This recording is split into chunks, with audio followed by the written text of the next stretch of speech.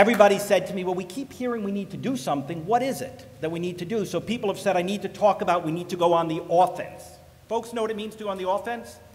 That we have to stop being curled up in a fetal position, seeing how many body blows we can take, and then we boast, well, they beat us, but we could still stand up. That's called defense. That we need to go on the offense. That second, we need an urgency about what we do. And that we need to start marrying our rhetoric about the crisis in this country for workers with our action. We need to think about how we marry our action and our words and our deed, because part of the reason we're not inspiring folks is what we're proposing we do with the crisis sounds like exactly what we proposed before. That we actually need to think about how we are heroic, how we operate out of the highest moral place and do things we were never able to do before. And that this is about building and creating power. We're not going to convince the other side that we're right through intellectual argument.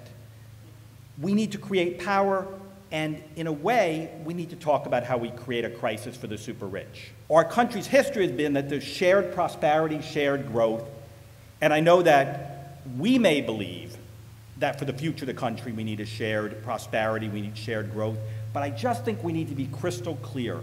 That's not what the super rich and the big corporations believe.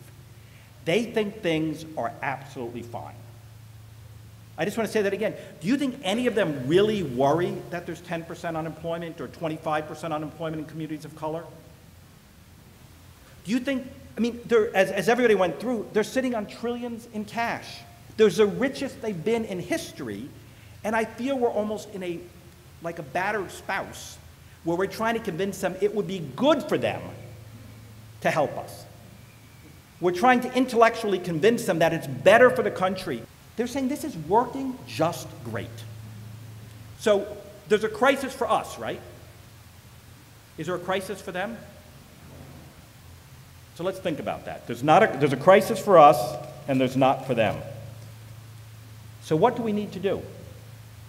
What would change their behavior? Say it again. We have to create a crisis for them. If point one is we need to create a crisis for them, point two would be we cannot do it by doing the same things we always do. And I think there's sort of 3 points I want to touch on here, which is I think there's all sorts of good work going on in the country, but if you look about all those movements I referenced, if you look about the Arab Spring, what do all the things that are changing the world have in common? Say it again. People in the streets. And when the people are in the streets, are they always getting permits and getting permission and saying, do you think that like in Egypt they said to the police, oh, could we have a permit to stay in this square? And if they had said no, they all would have gone home. So every country where there's transformational change, people are in the streets. And what do we not have in the U.S.? People in the streets. Okay, this is a good crowd. Those people that left early, they're missing it. What we want in Houston is because through escalating activity, through a really smart campaign that won public support, but through sitting in again and again, by blocking the biggest streets, by bringing Houston to a standstill, we literally had a meeting with the biggest building owners and corporate guys, and they said, let's get this over, because this is not good for Houston. So I'm not talking about just randomly acting, that when we escalate, when we build in, we can actually change people's behavior. So one is, it needs to be escalating day after day. It's the difference between when you're a union organizer having a rally at lunch and having a strike. We need to rediscover and reinvent nonviolence, civil disobedience, and direct action. That we absolutely cannot win this struggle by playing by their set of rules. And I challenge you. Oh my God, the banging thing. I'll be like a thunderous speaker, boom, boom, boom. I challenge you to show me any time in modern history where there has been a movement for progressive change that hasn't been a core part of it. And so I think that's the moment that we're on, and the reason I talked about what's in us is most of us don't think about violating the rules. I remember the first time I was arrested. It was terrifying. But I think if we really believe that we have to create a crisis for the other side, then we have to be serious about what it takes. Could you imagine the civil rights movement if they had said, well, I don't want to get in any trouble here. I hope if I keep doing a white paper with bullets on it and footnotes on why it's unjust to have American apartheid, you know, that it would have won. So I think there's three ingredients. There's one, a focus on corporate power, which we've talked about, which is analysis. That second, there's a commitment to escalating activity that creates a crisis for the other side.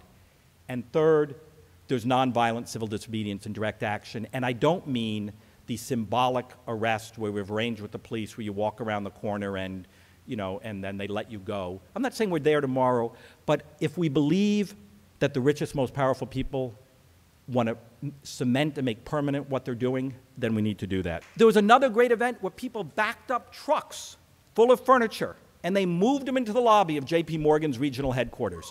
They say, we got no place to live. We'll come live with you. And the amazing thing is sometimes life imitates art. They overheard this was a regional headquarters of JP Morgan, one of the regional executives said to the cops, every moment they're here, we're losing millions of dollars. Can't you arrest them already? Around the country, people are getting ready and have started moving in to abandoned homes. They're saying, if we don't have decent housing and there's homes that are empty and good, why don't we move into them? People are passing blight initiatives. People, just in Richmond, California, they just fine the banks millions of dollars. They fine them $1,000 a day for every day they don't clean up after themselves.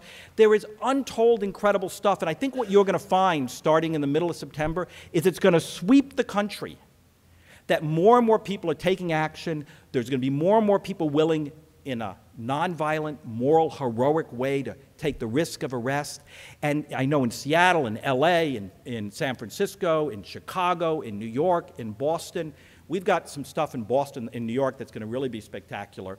It's all starting to happen, and I think coming out of this meeting, the challenge is, are we going to make it happen here? Because I think what you do here in Minnesota, for all the reasons we've talked about, is really critical. So brothers and sisters, this is our mission, this is our challenge, this is our cause. In our lifetimes, not a year, to start doing this in Minnesota, in every city around the country, we can build something extraordinary. We can create a new world from the ashes of the old, for those who know your great labor songs. This is our time. Thank you very much.